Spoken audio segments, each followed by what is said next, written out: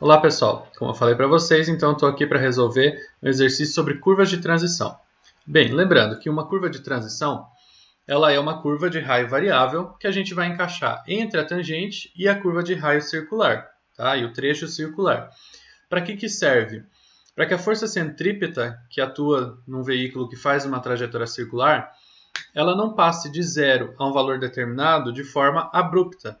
Então, a curva de transição, por fazer o raio ser variável, faz com que a força centrípeta ela vá subindo gradualmente na entrada da curva e depois decaindo também gradualmente na saída, ok?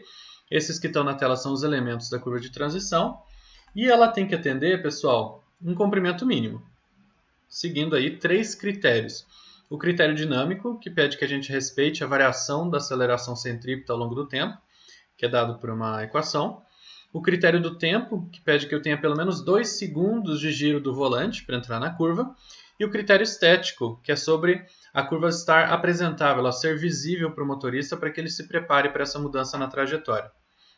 Além disso, eu também preciso respeitar um comprimento máximo, que é quando a curva de entrada, da transição de entrada, encontra a transição de saída.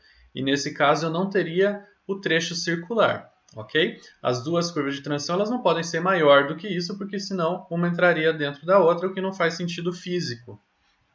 E existe um comprimento desejável, que é um valor intermediário entre o mínimo e o máximo.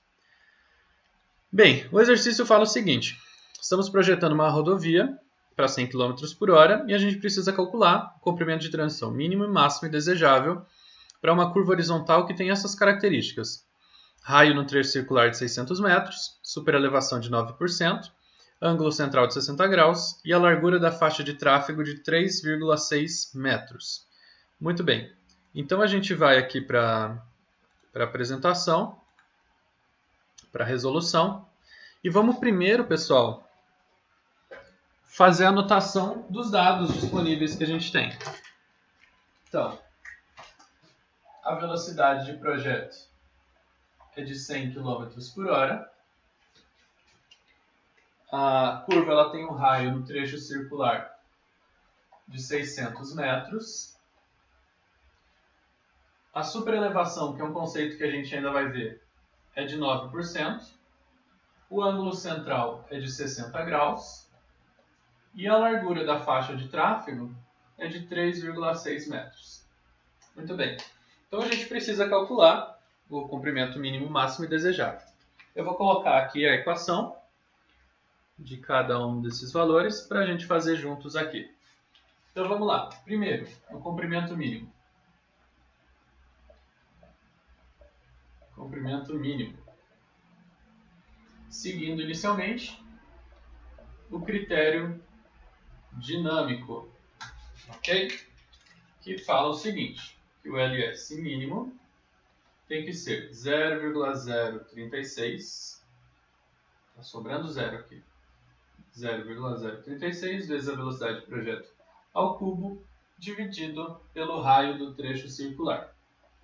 Substituindo os valores, 0,36 vezes 100 ao cubo, dividido por 600. Bruno, eu posso fazer a mistura de 100 km por hora com 600 metros? Podemos nessa equação, porque esse termo aqui, 0,036, ele faz a conversão das coordenadas para que a gente possa usar na mesma equação. Bem, o resultado dessa conta é 60 metros. Ok? A gente ainda precisa calcular outros dois critérios. Então, o primeiro é, o segundo, na verdade, é o critério de tempo. O critério do tempo é muito simples. Ele pede o seguinte, que a gente faça a divisão da velocidade de projeto por 1,8.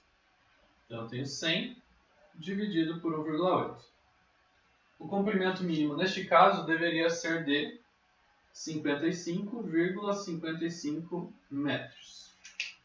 Muito bem, ainda temos um outro critério para calcular, que é o critério estético.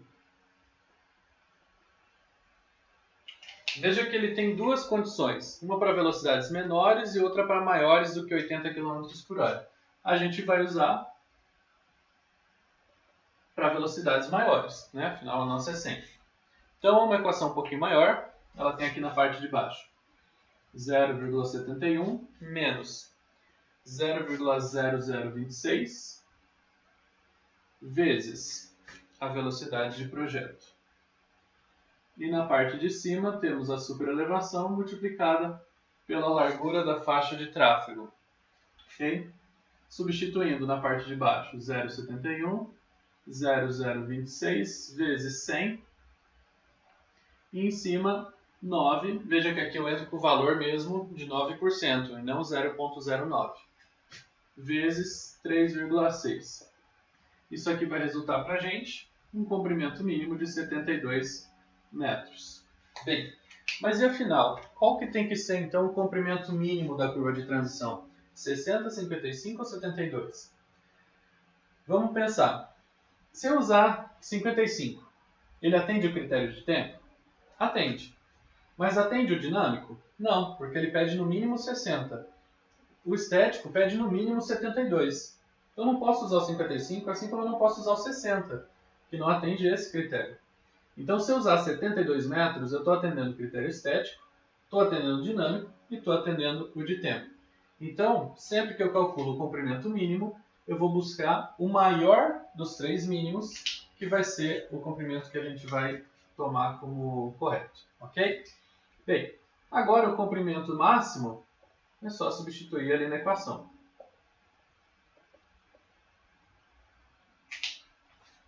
Então, mudando aqui, a gente tem que o comprimento máximo